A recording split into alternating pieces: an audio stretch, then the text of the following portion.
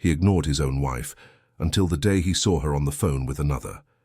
At that moment, the man who never cared completely lost control from jealousy. Where are you watching from? Subscribe to the channel and leave a like, because what happened next will surprise you. The sound pierced through the walls of the townhouse like a melody from another time, from another life that Warren Ashford had forgotten existed. Seated in his leather armchair, the same one he'd inherited from his father, and which occupied the most privileged corner of the living room with its original 19th-century hardwood floors, he froze every muscle in his body as he recognized that vibration in the air. It was laughter, Millicent's laughter, but not just any laughter. It was that crystalline giggle, full of life and light, that he hadn't heard in. How many years exactly? His hands, weathered by 62 years of existence and 38 years of marriage, began to tremble imperceptibly as they held the copy of the Post and Courier that he could no longer read. The letters blurred before his grey eyes, converted into meaningless black smudges, while his attention focused completely on that voice coming from the courtyard garden. "Yes, of course. I would love to. You don't know how much this means to me." Millicent's words floated among the gardenias she herself had planted 2 decades ago, when she still believed this marriage could bloom like the wisteria that climbed the brick walls. Warren rose slowly, as if fearing any sudden movement might alert her to his presence, and walked to the window overlooking the Charleston courtyard. What he saw paralyzed him completely. Millicent sat on the wrought-iron bench beneath the shade of the magnolia tree that perfumed October afternoons with its sweet fragrance. The late afternoon sun, that golden light so characteristic of the South Carolina Lowcountry, caressed her graying hair and transformed it into threads of antique silver. She wore that light blue linen dress he didn't remember ever seeing, though she'd probably worn it hundreds of times without him noticing. Her face, lined with wrinkles that told stories of contained smiles and silent tears, radiated a happiness Warren didn't recognize. Who was on the other end of that phone call? Who had the power to extract from his wife a joy he hadn't been able to provoke in decades? Jealousy struck him like a violent wave against the rocks of Cape Hatteras. It wasn't a noble or justified feeling. Warren knew this perfectly well as he experienced it. It was visceral, primitive, irrational, and most disturbing of all, it was completely hypocritical, because he, Warren Ashford, respected financial consultant throughout the Carolinas, ruthless businessman and exemplary husband according to appearances, had turned this woman into a ghost within her own home. He watched her hang up the phone with a smile that persisted on her lips several seconds after ending the call.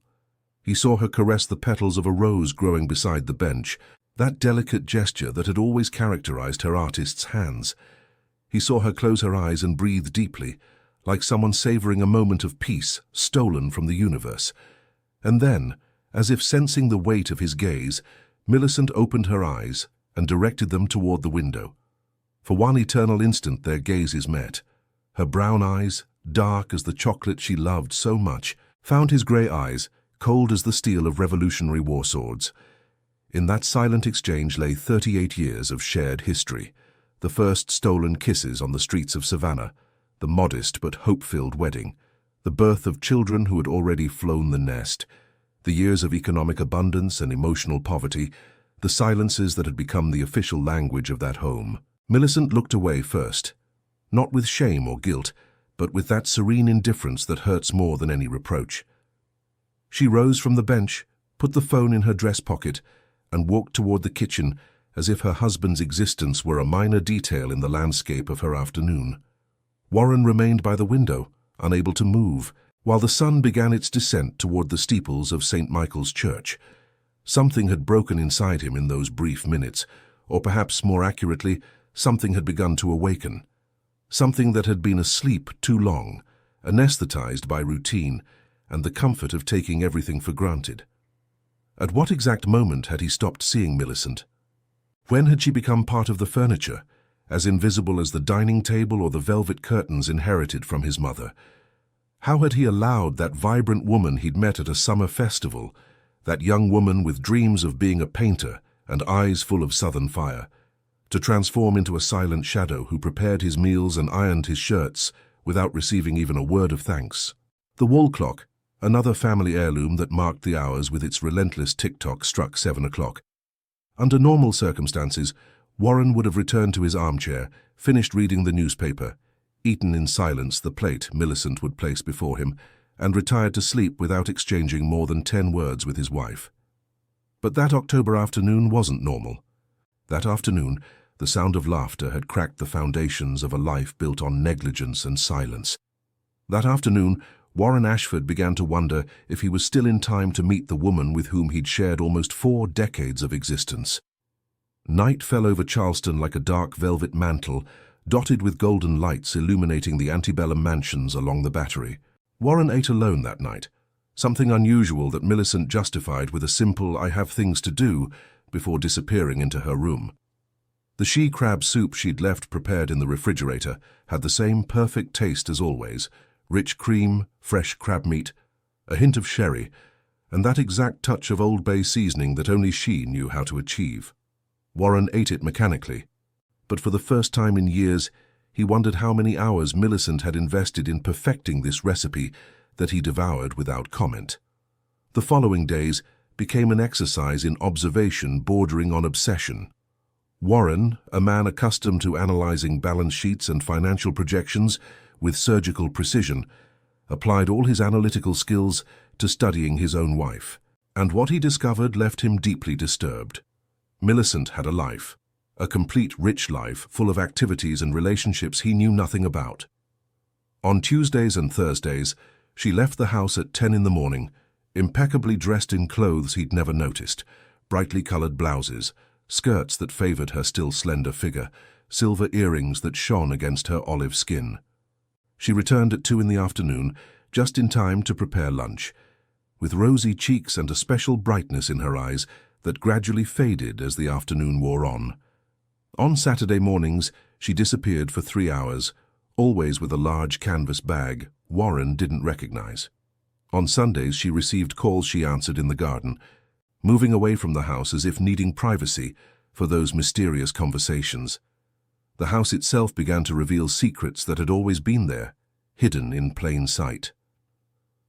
On Millicent's nightstand, he found books about American art history, biographies of Georgia O'Keeffe, Edward Hopper, and Winslow Homer, catalogues from exhibitions at the Gibby's Museum of Art. In the hallway closet, behind the embroidered tablecloths she kept with such care, he discovered boxes with new brushes, unopened tubes of oil paint, and blank canvases of different sizes. When had she bought all this? With what money? With what hopes? The first direct confrontation occurred on a Thursday afternoon when Warren decided to return early from the office. He found the house empty, silent, with that particular echo spaces have when their inhabitants have abandoned them. On the kitchen table was a note written in Millicent's elegant handwriting: "Back for dinner, biscuits in the fridge." 7 words, no explanation, no excuse, as if he didn't deserve to know where his wife was or with whom. Fury invaded him with an intensity that surprised him. He walked through the house like a caged animal, opening drawers, checking closets, searching for evidence of what exactly? Of an affair? Of a secret life? Of the woman Millicent had been before he'd turned her into a shadow? In the desk she used to keep household accounts, he found a green-covered notebook he'd never seen. He opened it with trembling hands and found page after page of notes. There were lists of art supplies, names of people he didn't recognize, addresses of galleries in different southern cities, and small pencil sketches that revealed a talent he hadn't known existed. But what impacted him most were the dates. Some notes were more than 10 years old. Millicent had spent a decade building something in secret, something she hadn't wanted to share with him. Why? The question tormented him for hours, until he heard the key turning in the front door lock. Millicent entered with her canvas bag, her hair slightly disheveled by the autumn wind, and a stain of cobalt blue paint on the back of her right hand that she quickly tried to hide when she noticed her husband's presence in the living room. "You're home early," she said, without surprise or joy in her voice, a simple statement of fact. "Where were you?" The words came out harsher than Warren intended. They sounded accusatory, possessive, loaded with an authority he had no right to claim. Millicent looked at him with those dark eyes that had stopped shining for him so long ago, and for a moment he thought he saw a flash of defiance in them. "Out," she answered simply, walking toward the kitchen. "Did you eat the biscuits?" "Out where?" Millicent stopped in the doorway, her back to him, her shoulders, covered by a terracotta silk blouse, tensed slightly before relaxing with an audible sigh. "Warren, we've been married for 38 years. All that time you've never cared where I was or what I did, as long as dinner was ready and the house was clean. Why the sudden interest?" The silence that followed was dense, loaded with unspoken truths and accumulated reproaches. Warren opened his mouth to respond, but found no words. What could he say? That he'd started spying on her? That the sound of her laughter on the phone had awakened him from a decades-long lethargy? That he was suddenly afraid of losing something whose value he'd never recognized? "That's what I thought," Millicent murmured before disappearing into the kitchen. That night they ate in silence, as always, but the silence had changed in nature. It was no longer the comfortable absence of conversation between two people who'd exhausted their topics. It was a tense, electric silence, full of unasked questions and answers neither was prepared to hear. The weeks of October slipped into November, and with them came the first serious rains of late autumn in the Low Country.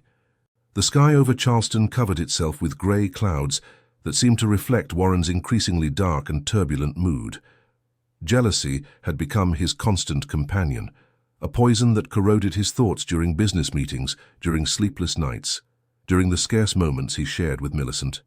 Each of her smiles on the phone was a stab wound, each unexplained absence, a confirmation of his worst suspicions. He began to elaborate increasingly elaborate theories about his wife's secret life. Did she have a lover?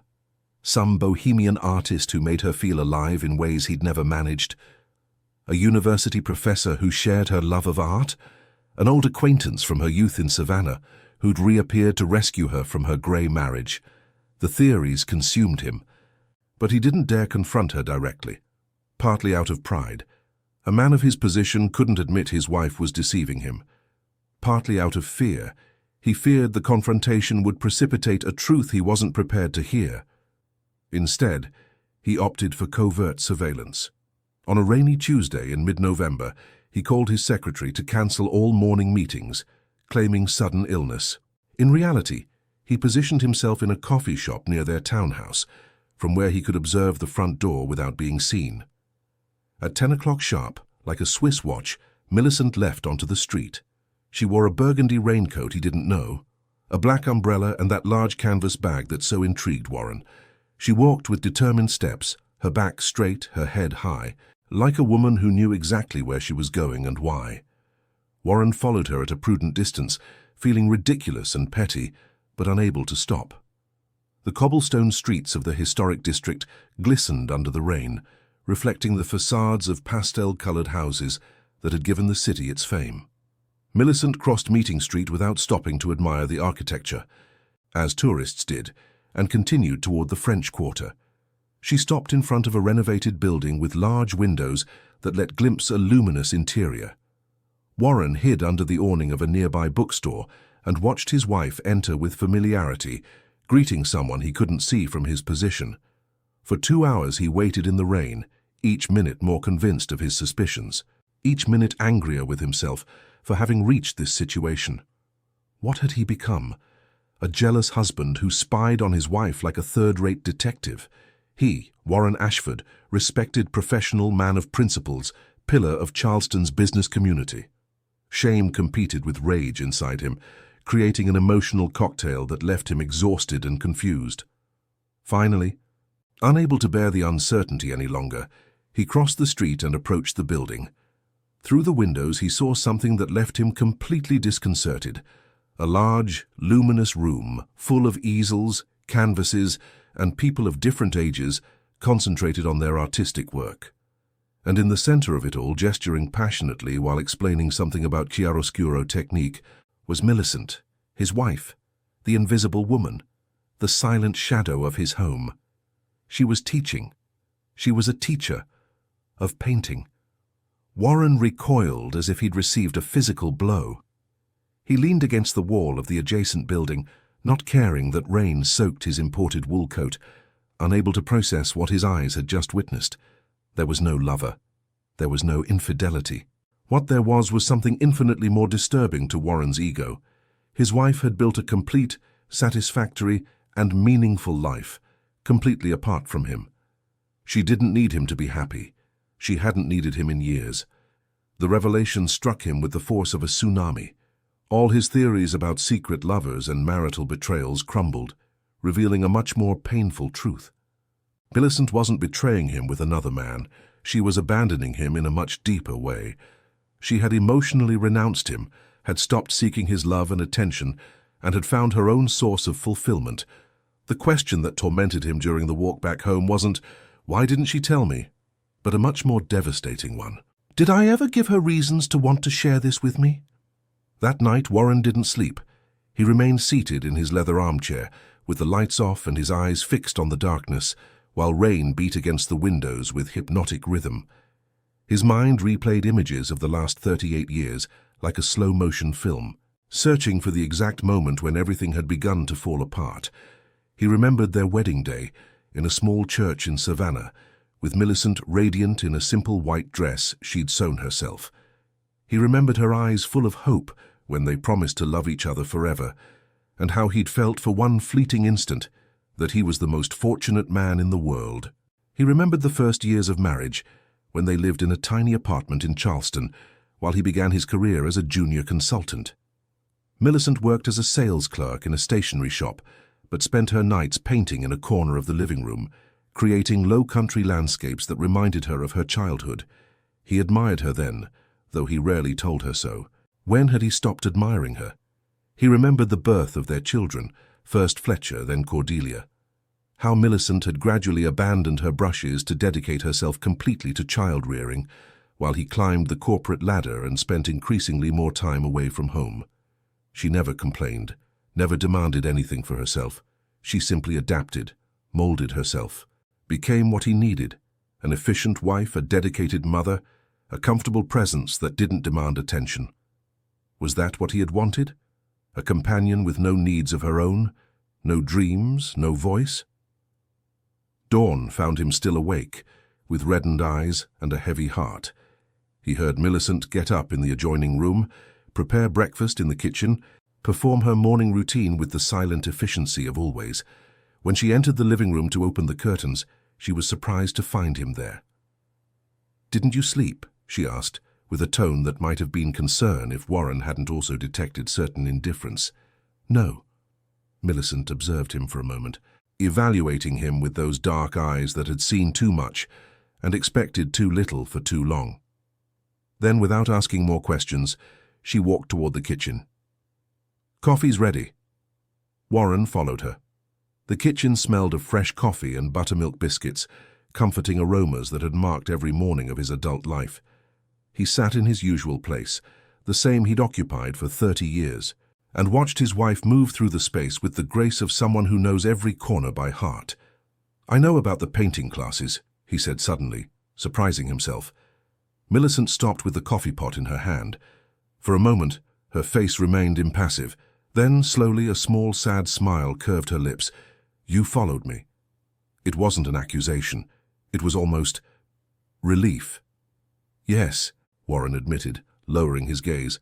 "I'm sorry. For following me or for taking 15 years to find out?" The question struck where it hurt most. 15 years. Millicent had spent 15 years building this parallel life, and he'd never noticed anything. "For everything," he whispered. "I'm sorry for everything." Millicent set a cup of coffee before him and sat in the opposite chair. For the first time in years, she looked directly into his eyes without barriers, without the mask of polite cordiality she'd adopted as a battle uniform against indifference. "Warren," she said softly, "do you know the difference between being alone and feeling alone?" He shook his head, unable to speak. "Being alone is a circumstance. Feeling alone is a sentence. And I've been sentenced to feeling alone inside my own marriage for decades. Next to you, but completely invisible. Present, but non-existent." The words fell like stones into a deep well, each creating ripples that expanded to the limits of his understanding. "I didn't know," Warren began. You didn't want to know, she interrupted, without cruelty, but without compassion. It's different. There were years when I practically begged you to see me, to notice I existed beyond the meals and clean clothes, but you were too busy being important, too focused on your career, your successes, your prestige. And now? He asked, his voice breaking. What are we now? Millicent sipped her coffee before responding, as if needing time to find the exact words. Now we're two strangers who share a mailing address, two people who sleep under the same roof but live in parallel universes. She paused, and something like compassion softened her features. And maybe, if we're both willing to try, two people who could begin to truly know each other. It was more than Warren had dared to hope for, a ray of light in the middle of the storm he himself had created. How? He asked, clinging to that possibility like a drowning man to a piece of wood. How do we start? We start with the truth, Millicent answered. The whole truth. No excuses, no justifications, no hiding places. And then we'll see. Our December arrived in Charleston, with its cortege of Christmas lights and carols floating from downtown shops. The Marion Square had transformed into a festive scene, with its traditional nativity set installed beneath century-old oak trees and the bustle of shoppers searching for last-minute gifts. But in the Ashford townhouse, the atmosphere was very different. The weeks following the kitchen conversation had been a period of painful revelations and meaningful silences. Millicent, true to her word, had begun to share the truth of her parallel life. She'd shown him her paintings, kept in a rented storage unit Warren didn't know about. She'd told him about her students, the gallery where she occasionally exhibited, the group of artists with whom she shared Friday afternoon gatherings. Each revelation was a blow to Warren's pride, but also a window into a world that had always existed beside him, invisible through his own negligence. What disturbed him most was discovering his wife's talent. Millicent's paintings were extraordinary, low-country landscapes bathed in southern light, portraits that captured the soul of their subjects, abstractions that expressed complex emotions with breathtaking mastery. How was it possible he'd never seen these works? How had he been able to ignore an artist of such caliber for so many years? The answer was simple and devastating. He'd never asked. He'd never shown the slightest interest in the dreams, aspirations, or talents of the woman with whom he shared his life. One afternoon in mid-December, while the city prepared for the holidays, Warren made a decision that would change the course of his marriage. He'd been reflecting for days, analyzing his life with the same thoroughness he applied to his clients' financial statements, and he'd reached an unavoidable conclusion. He needed to change. Not superficially, not with empty gestures of reconciliation, but in a deep and fundamental way. That afternoon, when Millicent returned from her classes, she found her husband waiting for her in the living room with an expression she hadn't seen in decades, genuine vulnerability. "I need to talk to you," he said, gesturing to the sofa by the window overlooking the courtyard garden. Millicent sat down, still wearing her coat, as if she wasn't sure she wanted to stay. Warren remained standing, unable to sit, needing to move to channel the nervous energy running through him. "I've been thinking a lot these past weeks," he began, choosing each word carefully. "Thinking about us, about what we've been, about what we could be. And I've reached some conclusions I need to share with you." Millicent said nothing, but her dark eyes were attentive, evaluating him with a mixture of caution and curiosity. "First, I'm sorry. I know I've already said this, but I need you to understand these aren't empty words. I'm sorry for every time I ignored your attempts at connection. I'm sorry for every dinner I ate in silence, while you deserved conversation and companionship.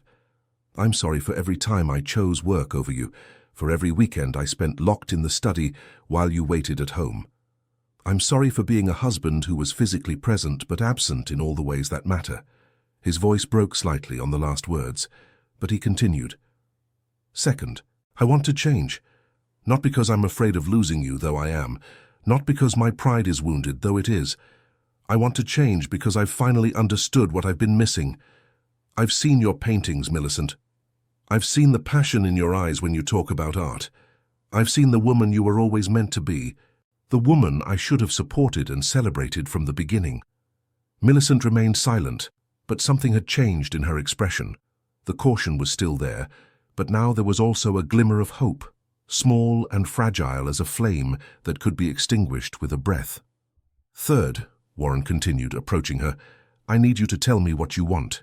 Not what you think you should want, not what society expects from a 60-year-old wife. What does Millicent want?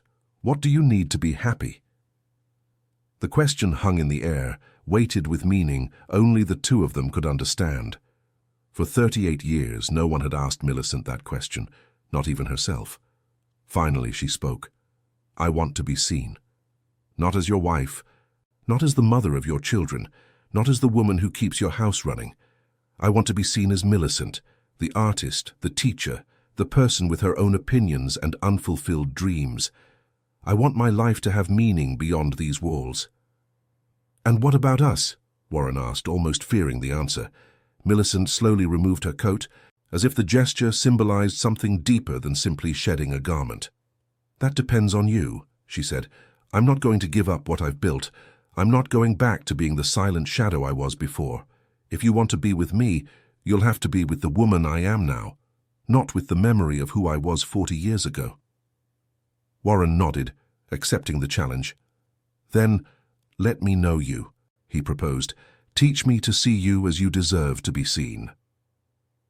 The Carolina winter is a season of contrasts, short, grey days interrupted by afternoons of brilliant sunshine that make the historic buildings glow. January arrived with frosts that drew arabesques on window glass, and with a subtle but perceptible change in the dynamics of the Ashford household. Warren had begun making small adjustments to his daily routine. He left the office at 6 o'clock sharp, something unthinkable months ago, when workdays extended well into the night. He arrived home in time to share dinner with Millicent, and more importantly, to converse during the meal.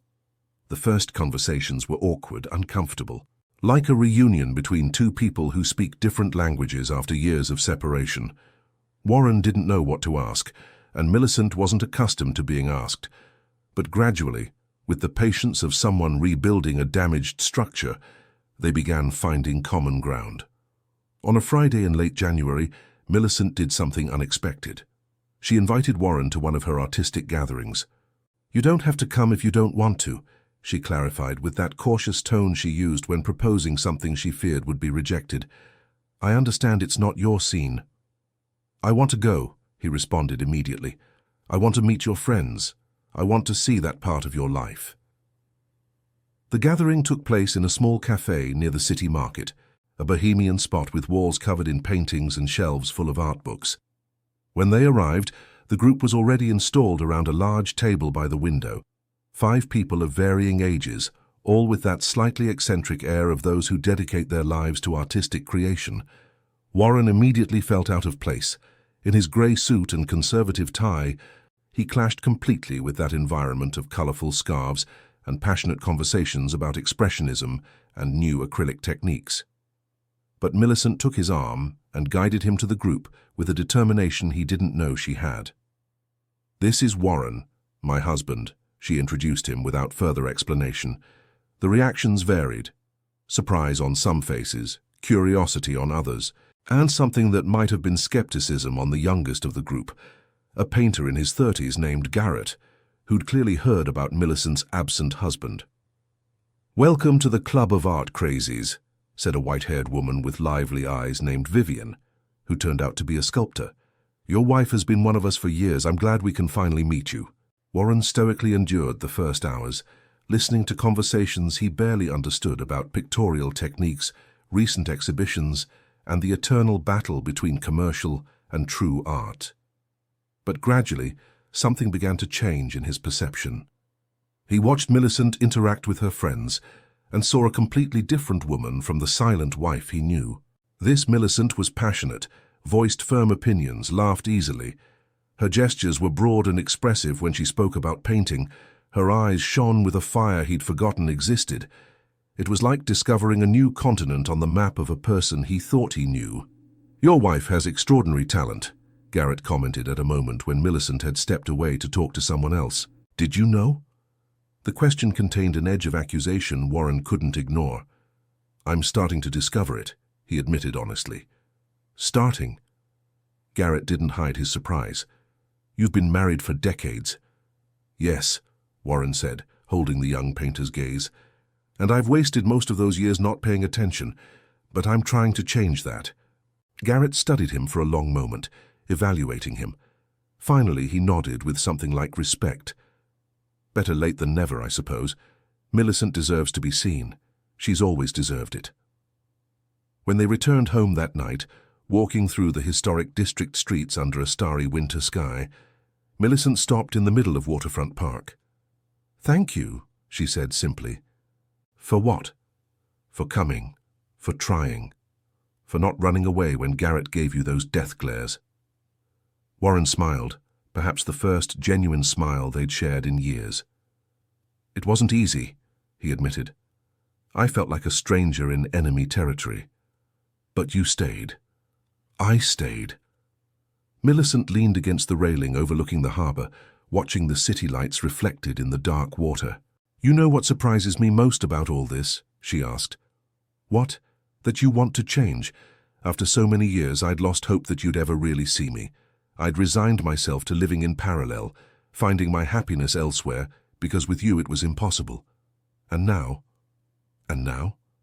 Now I don't know what to think. I don't know whether to trust this change. I don't know if it will last or if it's just a temporary reaction to your jealousy." The words were harsh, but Warren recognized in them the honesty they'd agreed upon as the foundation of their new relationship. "I can't promise I'll be perfect," he responded, "but I can promise I'll try every day and that this time I'll pay attention." Millicent looked at him for a long moment. Then, very slowly, she extended her hand and took his. It was the first voluntary physical contact between them in more time than either could remember. It wasn't forgiveness. Not yet. But it was a beginning. February brought with it a revelation Warren wasn't prepared to face. He'd been going through the attic of the townhouse, searching for some old documents he needed for tax filing, when he found a box he didn't recognize.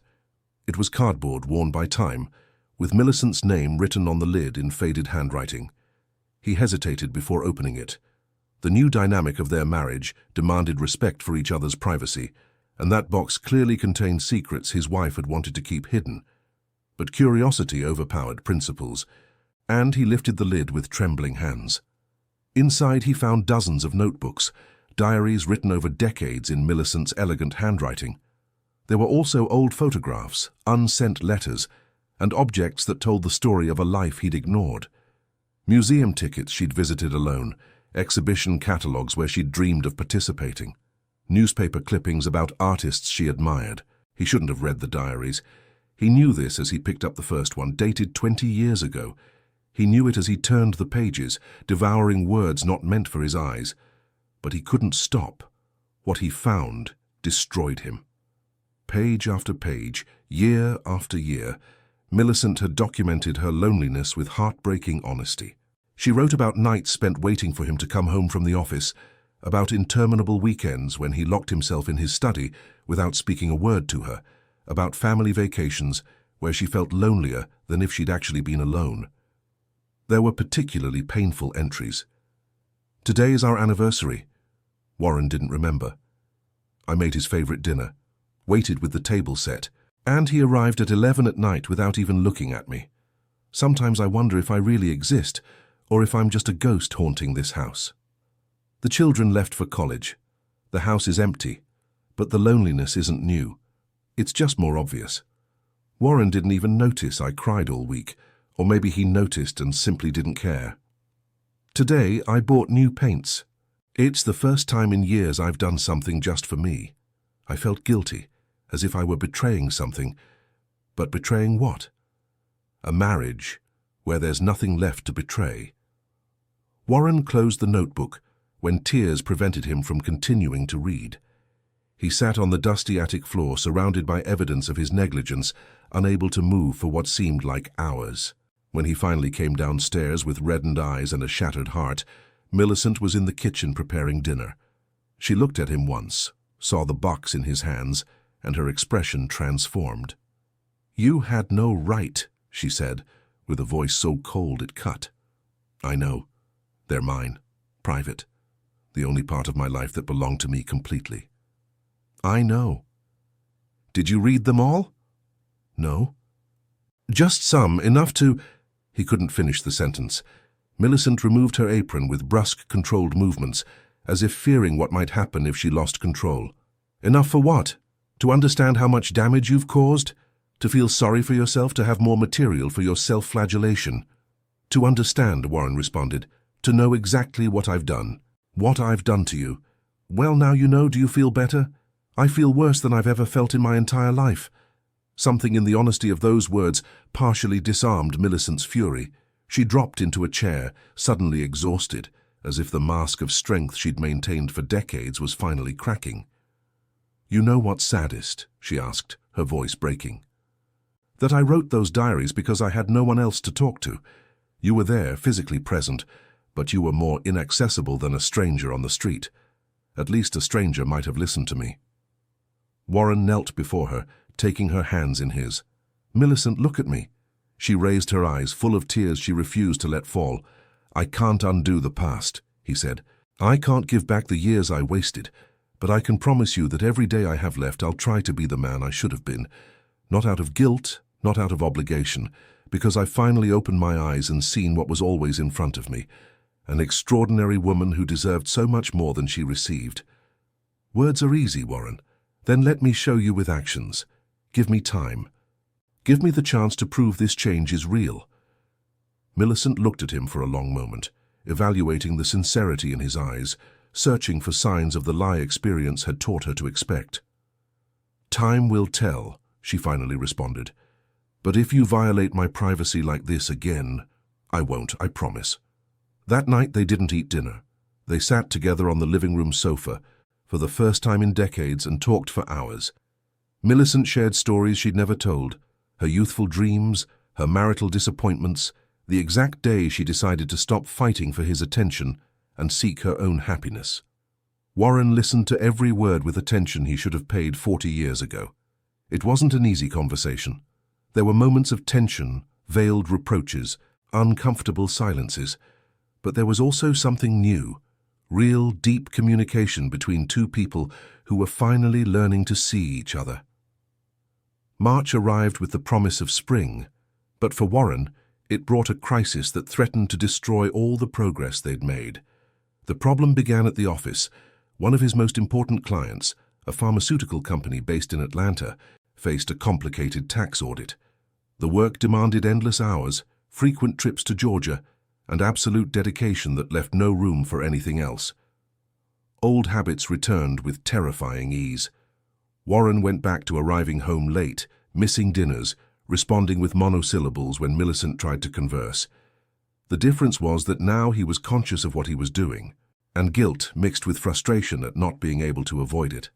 This is temporary, he assured her one night while packing for another trip to Atlanta. As soon as the audit's finished, everything will go back to normal. Millicent watched him from the doorway with that expression he'd learned to recognize. A mixture of disappointment and resignation that was worse than any verbal reproach. How many times have I heard that over the years? She asked softly. It's temporary. It's just this project, and after this we'll have time. There's always something more important than us. This time is different, he insisted. I'm trying to change. You know that. I know. I also know work will always be your first priority. It's who you are, Warren. Maybe it's better we both accept that. The words hit him like a bucket of cold water. What are you saying? I'm saying that maybe we've been playing at something that has no future. Maybe the distance between us is too great to close. Maybe... No, he interrupted her, setting the suitcase aside. I won't accept that. Not after everything we've come through. Come through. Look around you, Warren. You're doing exactly what you did before. The only difference is now you feel guilty while doing it. It was true, and the truth hurt like a rusty knife. The following days were the most difficult of their marriage's reconstruction. Warren was trapped between his work's demands and the need to prove to Millicent he'd changed. He tried to compensate with frequent calls, affectionate messages, promises of time together when everything ended. But each attempt rang hollow even to his own ears. One night, while dining alone in an Atlanta restaurant, reviewing financial reports between bites of a meal he didn't taste, He had a revelation that shook him to his foundations. He'd spent 40 years building a successful career. He had professional recognition, financial stability, the respect of his colleagues. But what did he really have? What would remain when he retired, when there were no more clients to impress or projects to complete? An empty house, a ruined marriage, a wife who'd learned to live without him because he'd never given her another option. He closed the report without finishing it and left the restaurant.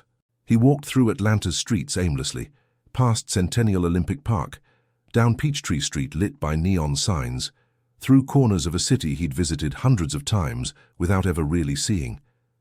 He thought of Millicent, painting in her studio, surrounded by colors and creativity, building something beautiful while he drowned in numbers and obligations. He thought of the years they had left, how he wanted to spend them, what kind of man he wanted to be when he looked back on his life. At 3 in the morning, he made a decision. The next day, he called his younger partner and offered him the pharmaceutical company case. Then, he called his secretary and asked her to reorganize his schedule for the coming weeks, drastically reducing his professional commitments. Finally, he took the first train back to Charleston. He arrived home at noon unannounced. Millicent was in the garden working on one of her paintings, with paint stains on her hands and her hair pulled back in a messy bun. "What are you doing here?" she asked, surprised. "Didn't you have the audit?" "Marcus has it now." "Marcus, but it was your most important client." "You're more important."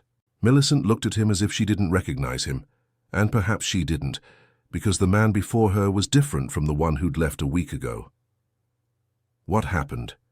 Warren sat on the iron bench, the same one where he'd seen her laugh on the phone months ago, and told her everything. The sleepless night in Atlanta, the revelation about his priorities, the decision to truly change, not just in words but in concrete actions. "I don't know if it's too late," when he concluded. "I don't know if you can forgive me for failing you again, but I need you to know I finally understand. I understand that no professional success is worth it if it means losing you." Millicent set down the brush she was holding and wiped her hands on a color-stained rag. She approached him slowly, like someone approaching a wounded animal, and sat beside him. "Do you mean it?" "I've never meant anything more in my life. Because if this is another empty promise, it's not.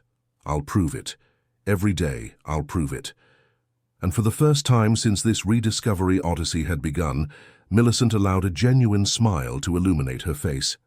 "Then start now," she said, offering him a brush. "I have a class to teach this afternoon and I need help mixing colors." Spring advanced over Charleston, with its explosion of flowers and soft light. But inside, Warren persisted a darkness he couldn't completely dispel. He'd significantly reduced his work hours, had begun accompanying Millicent to her artistic activities, had made all the external changes he'd promised. However, something fundamental remained unresolved. It was at night when the demons visited him.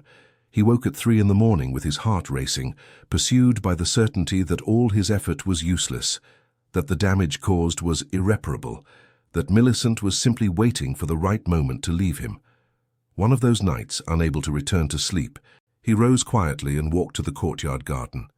The full moon bathed the plants in silvery light that converted familiar colors into fantasy tones. He sat on the iron bench, wrapped in his robe, feeling the night chill dry the sweat from his nightmares. "Can't sleep?" Millicent's voice startled him. She stood in the doorway to the garden, also in her robe, with her hair loose falling over her shoulders like a silver cascade. "I didn't want to wake you," he apologized. "You didn't. I was awake too." She sat beside him on the bench, and for a long moment they remained in silence, contemplating the garden under moonlight. "What are you thinking about?" she finally asked. Warren hesitated before responding. The new honesty of their relationship demanded he share his thoughts, but how to express the fears tormenting him without seeming pathetic or manipulative? "I'm thinking maybe it's too late," he admitted. "That no matter how much I change, how much I try to repair the damage, some things can't be fixed." "What things?" "Love," he said, his voice barely audible. "Yours. I think I destroyed it so long ago there's nothing left to salvage." Millicent didn't respond immediately. The silence stretched between them, loaded with implications and possibilities. "You know what's been hardest about these months?" she finally asked. "It's not forgiving you. That surprisingly has been easier than I expected. What's hard is trusting again. Every time I see you make an effort, part of me expects it to be temporary, that you'll go back to being the man you were before. What if that never happens?" "If that never happens," Millicent continued, "then I'll have to learn to live with that part of me. Because the alternative, giving up and letting you go, also scares me." "It scares you?" She looked at him with an intensity that pierced him. "Of course it scares me. 38 years of my life are intertwined with yours. My children are yours. This house, this garden, these memories. Everything is imbued with you. Leaving you would be like tearing out a part of myself. But maybe you'd be happier. Maybe. Or maybe I'd discover happiness doesn't exist in isolation, that I need someone to share it with for it to be real." Warren took her hand in the darkness. "Can I be that someone? Still?" "I don't know," she answered honestly, "but I'm willing to try to find out." They remained in the garden until dawn began painting the sky pink and orange. There were no grand declarations or dramatic promises, just two people sitting together, accepting the uncertainty of the future, while clinging to the possibility of a new beginning.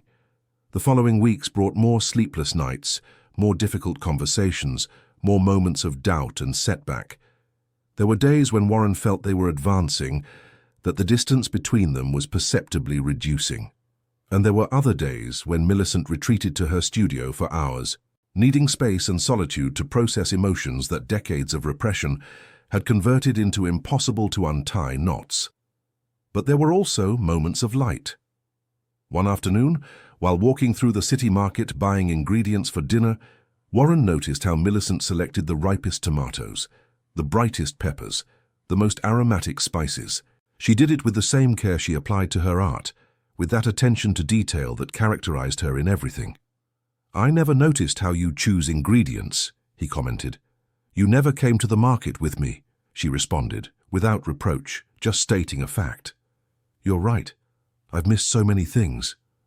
"You've missed an entire life, Warren, but I want to be present for what remains." Millicent looked at him with those dark eyes he now studied every day, searching for signs of her moods, her thoughts, the feelings he'd ignored for so long. "I hope so," she said simply. "I hope so." Summer returned to Charleston with its relentless heat, converting the asphalt streets into surfaces radiating stifling temperatures. Tourists invaded the Battery seeking shade under the oak trees, while Charlestonians took refuge in the cool shadows of their historic homes until the sun began its evening descent. In the Ashford townhouse, the air conditioning battled the exterior heat, while Warren and Millicent faced a different crisis: their children's visit. Fletcher and Cordelia had announced they'd come spend a week in July, bringing their respective families. For Warren, the news provoked a mixture of anticipation and terror. His children knew nothing about the changes in their parents' marriage, the difficult conversations, the reconstruction they were attempting, how to explain that the distant, absent father they knew was trying to become someone different. "We should talk to them," Millicent suggested one afternoon while preparing the house for the visit. "Tell them what's happening." "Tell them what exactly?" "That their father was an idiot for 40 years and is now trying to make up for it. Tell them the truth, that we're working on our marriage, that things are changing. What if they don't understand? What if they understand better than you think? Fletcher's arrival with his wife Suzanne and their 2 grandchildren on the first Sunday of July was a whirlwind of hugs, suitcases, and questions about the trip from Raleigh. Cordelia arrived the next day from Richmond, with her husband Malcolm and their teenage daughter. The house filled with noise and movement, a vibrant energy Warren had forgotten existed. During the first days, he made an effort to be the present father and grandfather he'd never been, playing with the grandchildren in the garden, listening to his adult children's stories, participating in family meals with attention that clearly disconcerted everyone. "Dad, are you okay?" Cordelia asked him one morning, finding him alone in the kitchen preparing breakfast. "I'm fine. Why do you ask?" "Because you're different. More present, more attentive. You're not the father I remember." The observation contained years of unexpressed pain. Cordelia, his younger daughter, had always been the most sensitive, the one who'd suffered most from her father's absences during her childhood. "I'm trying to change," Warren admitted. "I know I'm late. I know I should have been this father 30 years ago, but better late than never, right?" Cordelia studied him with those dark eyes identical to her mother's. What happened? Why now? And then, without having planned it, Warren told her everything. He spoke of the afternoon when he heard Millicent laugh on the phone, the irrational jealousy, the discovery of his wife's secret life, the difficult conversations, the slow and painful reconstruction of a marriage he'd given up for dead. Cordelia listened in silence, with tears running down her cheeks until he finished. "Has Mom forgiven you?" she finally asked. "It's in process. It's not something that happens overnight. And you? Have you forgiven yourself?" The question caught him off guard. He'd spent months focused on earning Millicent's forgiveness, without stopping to consider whether he needed to forgive himself. "No," he admitted. "I don't know if I can." Cordelia hugged him, a spontaneous gesture that broke years of emotional distance between father and daughter. "Then work on that too," she murmured against his shoulder, "because you can't love anyone adequately if you can't stand living with yourself." That conversation was the catalyst for something Warren had been avoiding, seeking professional help. 2 weeks after his children's departure, he went to his first individual therapy session, something unthinkable for a man of his generation and upbringing. The therapist, a man his same age named Dr. Harrison, listened without judging while Warren unraveled 40 years of mistakes and regrets. "What's interesting," Dr. Harrison commented at the end of the first session, "is that you describe your past behavior as if you'd been a monster. But what I hear is a man who simply never learned to be emotionally present. It's not a character flaw, it's a learned pattern that can be unlearned." "Do you think it's possible to change at my age?" "I think it's possible to change at any age, if the motivation is genuine. The question isn't whether you can change, but whether you're willing to do the necessary work to achieve it." Warren took a deep breath. "I'm willing. Then let's begin."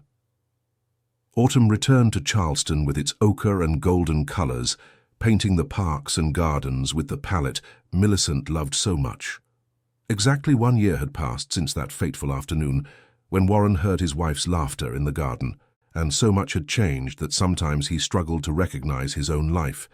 Individual therapy had given way to couples therapy, where he and Millicent explored together the dysfunctional patterns of their marriage under the expert guidance of a psychologist named Dr. Reynolds.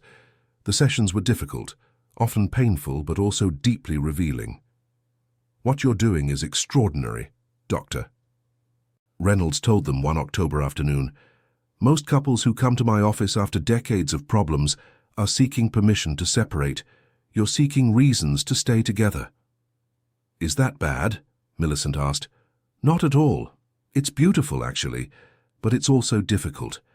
It requires a level of honesty and vulnerability many people aren't willing to offer." Warren had learned much about himself in those months of guided introspection. He discovered his inability for emotional intimacy had deep roots in his own childhood, in an absent father and cold mother who'd taught him men don't express feelings.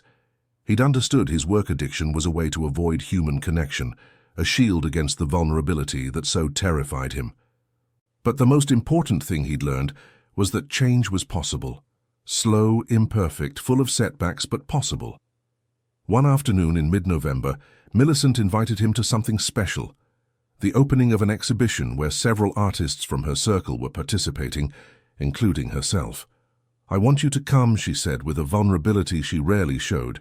"I want you to see my work hanging alongside artists I admire. I want you to share this with me." The gallery was in a renovated mansion near King Street, with soaring ceilings and brick walls that provided the perfect frame for the exhibited works. Warren walked among the paintings on his wife's arm, listening to her explanations about techniques and styles, about the story behind each piece. When they reached the section where Millicent's paintings hung, he stopped short. There were 4 works, all large format, all with an emotional intensity that took his breath away. There was a low-country landscape capturing the golden light of marshlands at sunset, a portrait of an elderly woman with eyes full of untold stories, an abstraction in blues and greys that evoked loneliness without being depressing, and a portrait of him. "When did you paint this?" he asked, unable to take his eyes off his own image. "Over the past year," Millicent responded. "It's different from the one you saw before. That one showed you as you were. This one shows you as I see you now." The contrast was evident. The previous portrait, the one he'd seen at that first exhibition, presented him as a man lost in shadows. This new portrait retained some of those shadows, but there was also light, warm tones around the eyes, a softer stroke in the line of the lips, something that could be interpreted as hope in the tilt of the head. "Is this how you see me now?" "This is how I see you now. As a man who's fighting to be better, as someone who's finally waking up after a long sleep. It's more than I deserve, maybe, but it's what I see." That night, after the opening, they walked together through the historic district streets, occasionally stopping to admire the lamplight on historic facades. They reached Waterfront Park, the same place where months ago they'd had one of their first honest conversations, and leaned against the railing, looking at stars reflected in the harbour. "Do you regret it?" Warren suddenly asked. "What?" "Giving me another chance, not moving forward with your life when you could have." Millicent reflected before responding, something Warren had learned to appreciate in her. She never spoke without thinking, never offered superficial answers to important questions. "No," she finally said. "I don't regret it. There are difficult days, days when old resentments resurface, and I have to fight against them. But there are more good days than bad, and the good days are better than I imagined they could be. Do you think we have a future? I think we have a present, and the present is all we can really control." It was a wise answer, typical of the woman she'd always been, and he was only beginning to know. Warren nodded, accepting the truth of her words. "Then let's make the present worthwhile," he proposed. "Every day, every moment." "Every day, every moment," she repeated, intertwining her fingers with his. They remained in the park until the night chill forced them to return home. They walked hand in hand, something they hadn't done in decades, two people who were finally learning to build something together instead of simply coexisting in the same space. December brought with it news that would test everything Warren and Millicent had built over the past year. It began with a phone call on a Monday morning. Warren was in the kitchen preparing breakfast, something that had become his daily ritual, when his cell phone rang with an unknown number. "Warren Ashford? Yes. Who's calling?" "This is Dr. Mitchell from MUSC Hospital. I need to speak with you about your recent checkup results." Warren's heart stopped for an instant. He'd gone for a routine checkup 2 weeks ago, something his primary care physician had recommended, given his history of stress and recent life changes. He wasn't expecting anything worrisome. "Results? What results?" "I'd prefer to discuss it in person. Can you come to the office this afternoon?" The following hours were a torment of uncertainty. Warren tried to stay calm, not worry Millicent, but she knew him too well now not to notice something was wrong. "What's happening?" she asked during lunch, watching him push food around without eating. "Nothing, just work matters." "Warren, we promised honesty." He sighed, setting down his fork. "The hospital called. They want to see me this afternoon about the checkup results." Millicent's face paled. "Did they say anything else?" "No, just that they'd rather talk in person." "I'm coming with you." It wasn't a question. It was a statement, an affirmation that they no longer faced anything alone, not even news that could change everything. The consultation with Dr. Mitchell was brief but impactful. The tests had revealed a cardiac anomaly requiring immediate attention, an arrhythmia that, if untreated, could cause serious complications. The treatment was relatively simple, a combination of medication and lifestyle changes, but the scare was enough to shake the foundations of the new life Warren was building. "This is my fault," he said as they left the hospital, prescription in one hand and his other arm around Millicent. "Years of stress, neglect, not taking care of myself." "It's the fault of many things," she corrected, "but what's important is you know now and can do something about it." The following days were of adjustments and adaptations. Warren began medication, modified his diet following the cardiologist's recommendations, reduced his professional commitments even further. But beyond physical changes, the experience provoked a profound emotional transformation. "I've been so focused on repairing the past," he confessed to Millicent one night while they prepared a low-sodium dinner together, "that I forgot the future isn't guaranteed. I could have died without completing what we started. But you didn't die, you're here. I'm here, and I want to make the most of every moment I have left." Millicent stopped chopping vegetables and looked at him directly. "What does that mean exactly?" "It means I want to make official what I feel. I want to renew our vows, Millicent. I want to marry you again, but this time with full awareness of what I'm promising." The proposal caught her by surprise. She blinked several times, processing the words. "Renew our vows? Yes. I want to promise before our children, our grandchildren, your artist friends, everyone who matters to us, that I'll be the husband I should have been from the beginning. I want the world to know this second chance means everything to me." Millicent didn't respond immediately. She turned toward the window, looking at the garden where everything had begun more than a year ago. "For you know what you promised me on our wedding day?" she asked without looking at him. "To love and respect you until death do us part. And you failed at both for decades. I know, but you also promised you'd be there in sickness and in health. And here you are facing a health problem, and for the first time in 40 years you're letting me be by your side." She turned to him, and in her eyes was something Warren hadn't seen in a long time. Love without reservations, without conditions, without the weight of past resentments. "Yes," she said. "Let's renew our vows. But this time, let's do it right." The following spring arrived in Charleston with an explosion of flowers and light that seemed to celebrate the changes in the Ashfords' lives. The city gardens burst with colors. The trees at Magnolia Plantation covered themselves with new green, and the sun shone with that particular intensity that makes the South Carolina Low Country a unique place in the world. The vow renewal ceremony would take place at the small St. Philip's Church, an 18th-century building Millicent had chosen for its austere beauty and connection to Charleston's history. The date, April 15th, exactly 1 year and 6 months after that afternoon, when Warren heard his wife laugh on the phone. The days prior to the ceremony were a whirlwind of preparations and emotions. Fletcher and Cordelia arrived with their families, transforming the townhouse into happy chaos of running children, adults coordinating details, and laughter that made the walls vibrate. "I never imagined seeing this," Fletcher confessed to his father the eve of the ceremony, as both reviewed final details in the garden where the reception would be held. "You and Mom, renewing vows like newlyweds." "I never imagined it either," Warren admitted. "I thought I'd die as the man I was, professionally successful, personally failed. And now? Now I know professional success means nothing if you don't have someone to share it with. Your mother taught me that. It took me 63 years to learn it, but I finally understood." Fletcher patted his shoulder with a familiarity that hadn't existed between them before. "I'm glad, Dad. Really glad." The morning of the ceremony dawned perfect.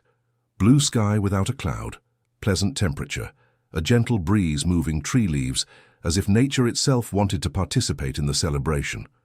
Warren dressed carefully. Dark suit, white shirt, blue tie, the color Millicent always said matched his eyes. He looked at himself in the mirror and saw a different man from who he'd been. Older, yes, with more wrinkles and less hair, but also more alive, more present, more conscious of each moment. When he arrived at the church, he found guests already gathered in the antique wooden pews. There were his children and grandchildren, of course, but also Millicent's artist friends, neighborhood neighbors, former work colleagues who'd been surprised to receive the invitation. Vivian, the white-haired sculptor, winked at him as he passed. Garrett, the young painter who'd looked at him with such skepticism at his first gathering, offered him an approving smile. And then Millicent appeared. She walked arm in arm with Cordelia, advancing down the stone aisle with grace that took his breath away. She wore an ivory dress she'd designed and made herself, with flower embroidery representing the gardenias and wisteria from their garden. Over her shoulders, a lace shawl she'd hand-painted with magnolia blossoms and azaleas, symbols of her artistic rebirth. But what most impacted Warren were her eyes. Those dark eyes he'd ignored for so many years now shone with a light that was only for him. There was no resignation in them, no distance, not the polite indifference that had become her habitual expression for decades. There was love, love recovered, rebuilt, stronger for having survived neglect and abandonment. When she reached his side before the altar, Warren took her hands in his. "You're beautiful," he whispered. "You too," she responded with a smile. "For a man your age." The small joke broke the moment's tension. Drawing contained laughter from the nearest guests. The priest, a young man who'd agreed to officiate when Millicent explained the story, began with words about the meaning of renewing vows. "Today, we're not here to celebrate a beginning," he said, "but a continuation. A conscious, chosen continuation of a journey that began almost 4 decades ago. Warren and Millicent have learned, sometimes the hard way, that love isn't a feeling that simply happens. It's a decision made every day, every hour, every moment." Then came the turn for vows. Warren had written his carefully, rewriting them dozens of times until finding the exact words.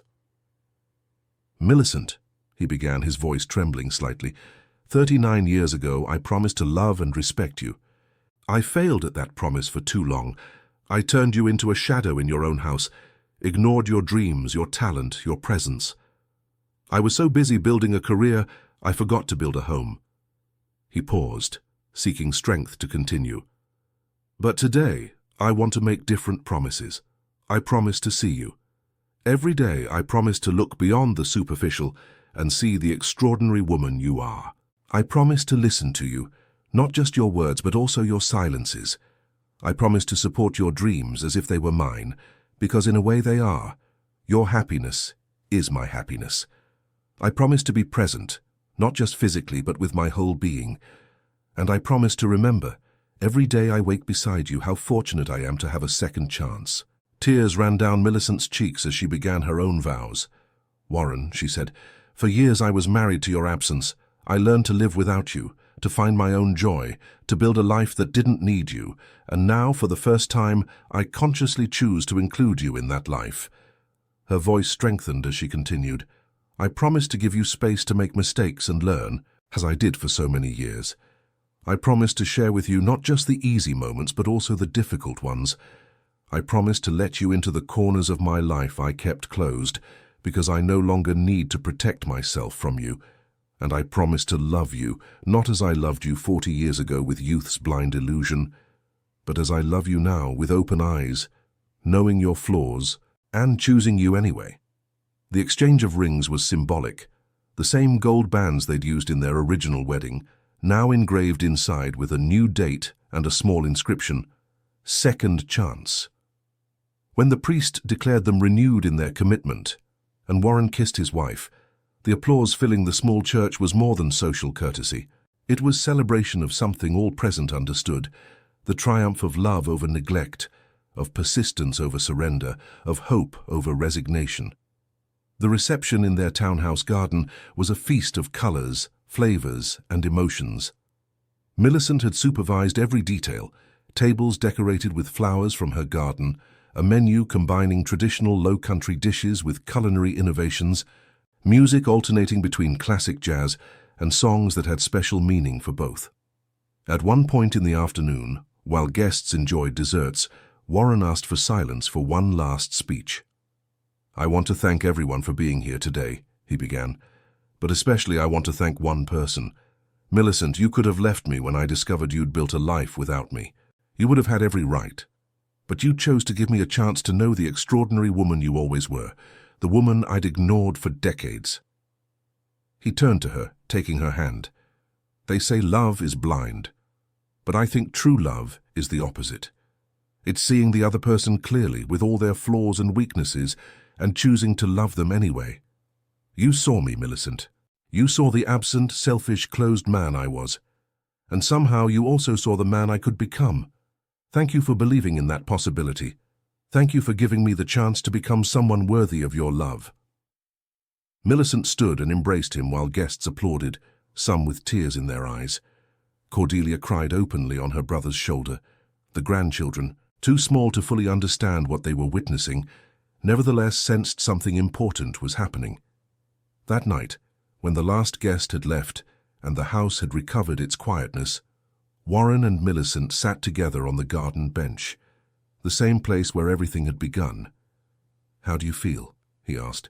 "Exhausted," she responded with a soft laugh. "But happy. Happier than I've been in a long time." "Do you think we'll make it? That we can maintain this?" Millicent thought before responding. "I think every day we'll have to choose. Choose to see each other. Choose to listen to each other. Choose to be present. There will be difficult days, setbacks, moments when old patterns try to return. But if we both choose, every day, to prioritize this over everything else, yes, I think we'll make it." "Then I'll choose," Warren promised. "Every day, I'll choose you." "And I you," she responded. "Every day, I'll choose you." They remained in the garden until stars dotted the night sky, two people who'd found their way back to each other after decades of distance. The scent of gardenias floated in the air, mixed with wisteria perfume, creating an atmosphere of peace and promise. It wasn't a fairy tale ending, it was something better, a real, conscious beginning for two people who'd learned from their mistakes and were willing to do the necessary work to build something lasting. 5 years later. October sun bathed the Ashfords' courtyard garden with that golden light that only exists in Charleston during autumn. The gardenias had grown to completely cover one of the brick walls, and wisteria cascaded in purple waterfalls over the arch separating the courtyard from the living room. Warren, now 68, pruned the roses with skill he'd acquired in 5 years of practice. His hands, once accustomed only to holding financial reports, now knew the difference between pruning for shape and pruning to stimulate growth. Millicent had taught him that, as she'd taught him so many other things about patience, care, and attention to details that matter. From the studio window, Millicent watched him work while putting final touches on her most recent painting.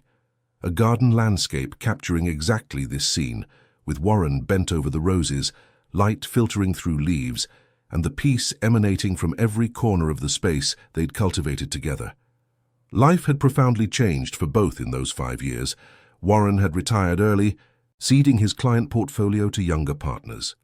At first, the transition had been difficult. An entire life of professional identity doesn't disappear overnight. But gradually he'd found new ways to occupy his time. He helped in Millicent's studio, preparing materials and organizing exhibitions. He'd begun painting himself, without pretensions of talent, but with the pleasure of creating something with his own hands. And he'd rediscovered the pleasure of reading, of walking through the city, of sitting in a cafe on King Street simply to watch life pass by. Millicent, for her part, had flourished as an artist. Her works exhibited regularly in galleries throughout the Carolinas, and she'd received official recognition when the Charleston Arts Commission commissioned her a mural for the Cultural Center downtown. She continued teaching, but now did it for love of teaching, not from need to fill an emotional void. But more important than individual achievements was what they'd built together. Their marriage, that ship that had been about to sink, now sailed calmer waters. Not perfect. They still had disagreements, moments of tension, days when old patterns tried to resurface, but they'd learned to recognize those signs and address them before they became major problems.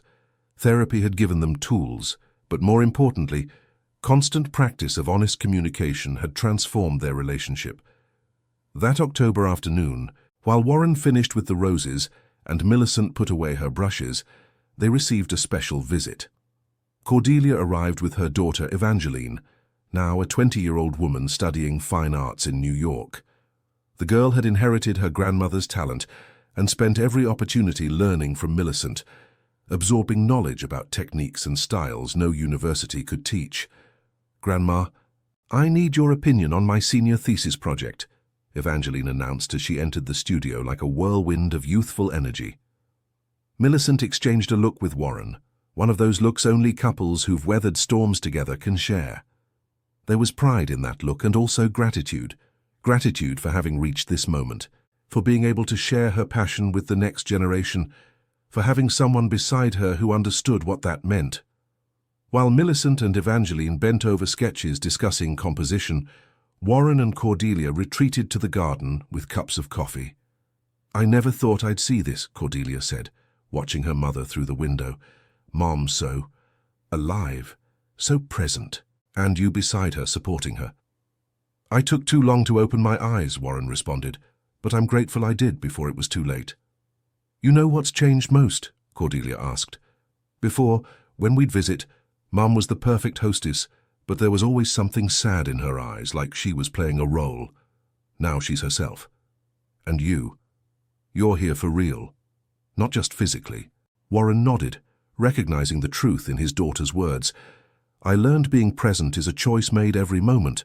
For decades I chose to be elsewhere, mentally and emotionally. Now I choose to be here. It's that simple and that difficult." That night, after Cordelia and Evangeline left, Warren and Millicent sat together on the garden bench, as they did almost every night for 5 years. Stars began appearing in the sky over Charleston, the same stars that had shone over them during 4 decades of marriage. "What are you thinking?"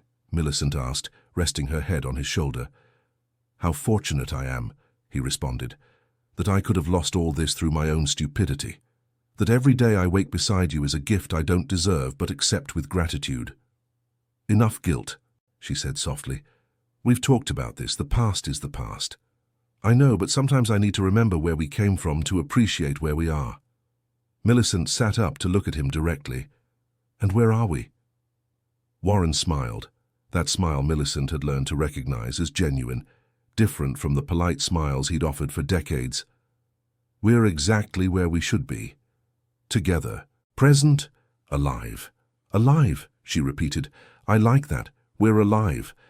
They kissed under the stars, a kiss containing the entire history of their love, the hopeful beginnings, the years of distance, the pain of near loss, the struggle for reconstruction, and finally the peace of having found their way back to each other.